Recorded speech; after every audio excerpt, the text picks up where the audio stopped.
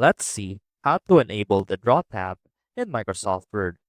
First off, we want to open Microsoft Word. And as you can see right here, we have our document ready.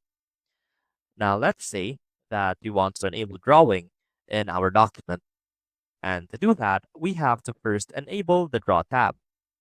And right now, as you can see, we don't have a Draw tab right here. And so to add a Draw tab, first click on File. And from here, click on Options. Now, click on Customize Ribbon. And make sure that you have this box checked right here under Main tabs. Now, click on OK. And as you can see, our Draw tab is now enabled in our ribbon.